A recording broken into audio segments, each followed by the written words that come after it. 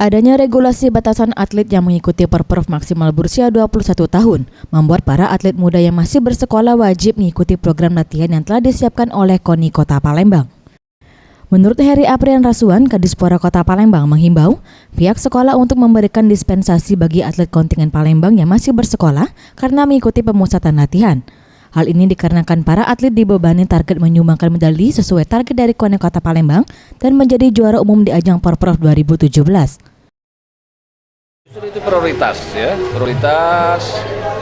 kita akan kerjasama dengan Dinas Pendidikan untuk dispensasi atlet-atlet anak-anak kita yang memang usianya sekarang berada di SMA untuk bibit-bibit ke depannya itu prioritas sekali karena mau tidak mau insya Allah ke depan ini atlet-atlet ini menjanjikan untuk lapangan pekerjaan mereka di bidang mereka sendiri, misalnya lari ataupun voli, itu harus kita prioritas.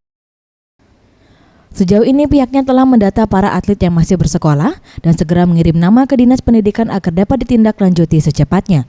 Tim Liputan Sriwijaya TV.